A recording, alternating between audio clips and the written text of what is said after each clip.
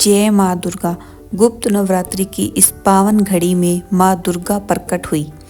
गुप्त नवरात्रि साधना का वह पावन काल है जिसमें उपासना को बाहरी प्रदर्शन से दूर रखा जाता है। यह समय आत्मिक शुद्धि, मन के विकारों के नाश और अंतरात्मा की शक्ति को जागृत करने का होता है। इसी गुप्त नवरात्रि में दुर्गा सप्तशती का पाठ विशेष फलदायी माना गया है। दुर्गा सप्तशती केवल युद्ध की कथा नहीं है, बल्कि यह हमें सिखाती है कि माँ दुर्गा बाहरी असुरों से अधिक हमारे भीतर छिपे अहंकार, भय, क्रोध और मोह जैसे असुरों का संहार करती है।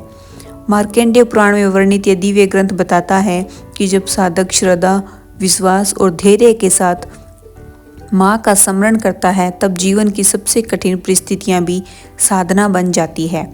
इसी भाव के साथ इस पवित्र समय में हम दुर्गा सप्तशती के मध्यम चरित्र के दूसरे अध्याय से कथा का श्रवण करते हैं। दुर्गा सप्तशती द्वितीय अध्याय देवताओं के तेज से देवी का प्राकट्य एवं महिषासुर की सेना का विनाश। ऋषि कहते हैं, प्राचीन काल में देवताओं और असुरों के मध्य 100 वर्षों तक भयंकर संग्राम चला। उस युद्ध में असुरों का स्वामी महिषासुर था और देवताओं के राजा इंद्र। अंततः देवताओं की पराजय हुई और महिषासुर ने स्वर्ग पर अधिकार कर लिया। सूर्य, चंद्र, अग्नि, वायु, वरुण, यम सब अपने अधिकारों से वंचित कर दिए गए। पराजित देवता मनुष्यों की भांति पृथ्वी पर विचरने लगे। तब वे सभी मिलकर ब्रह्मा जी को आगे करके भगवान विष्णु और महादेव शंकर की शरण में पहुंचे। देवताओं का दुख सुनकर विष्णु और शिव क्रोधित हो उठे। उसी क्षण उनके मुख और शरीर से दिव्य तेज प्रकट हुआ। ब्रह्मा, इंद्र और अन्य देवताओं के शरीर से भी तेज निकलकर एक स्थान पर एकत्र हुआ। वह तेज एक महान प्रकाश पुंज बन गया जो पर्वत के समान दीप्तिमान था।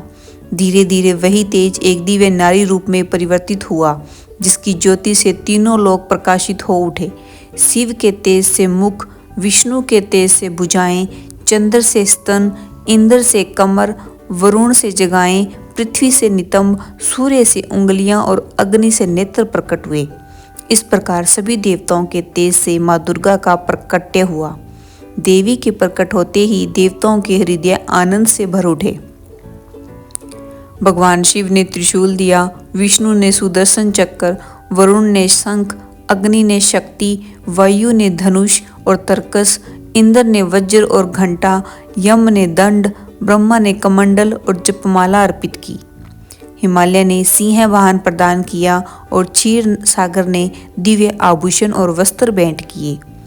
इस प्रकार देवी पूर्ण रूप से सुसज्जित हुई। देवी के सिंहनाद से आकाश गूंज उठा, पृथ्वी कांपने लगी और समुद्रों में हलचल मच गई। देवी के नाद को सुनकर महिषासुर क्रोधित हो उठा और अपनी विशाल सेना के साथ युद्ध भूमि में आया।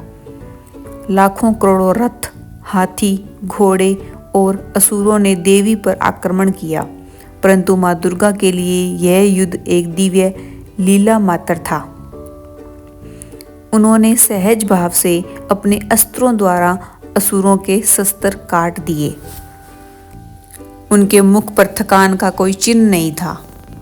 देवी के प्रत्येक श्वास से असंख्य गण उत्पन्न हुए जो असुरों का विनाश करने लगे। सिंह रणभूमि में दावानल की भांति विचरने लगा। अंततः विशाल असुर सेना क्षण भर में नष्ट हो गई, जैसे अग्नि सूखे तिनकों को भस्म कर देती है। इसी के साथ द्वितीय अध्याय पूर्ण होता है। तृतीय अध्याय सेनापतियों सहित महिषासुर का वध। अपनी सेना के नाश से क्रोधित होकर महिषासुर स्वयं युद्ध में उतरा। उसने कभी भैंसे, कभी सिंह, कभी पुरुष और कभी गजराज का रूप धारण किया। देवी ने प्रत्येक रूप में उसे पराजित किया। अंततः माँ चंडिका ने उसे पास से बांध लिया और अपने चरणों से दबाकर त्रिशूल से प्रहार किया। महिषासुर का अहंकार चूर चूर हो गया।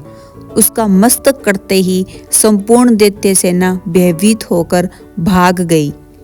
देवता प्रसन्न हुए, आकाश से पुष्प वर्षा हुई, गंधर्व गाने लगे और अप्सराएं नृत्य करने लगी। इस प्रकार महिषासुर वध के साथ तृतीय अध्याय भी पूर्ण हुआ।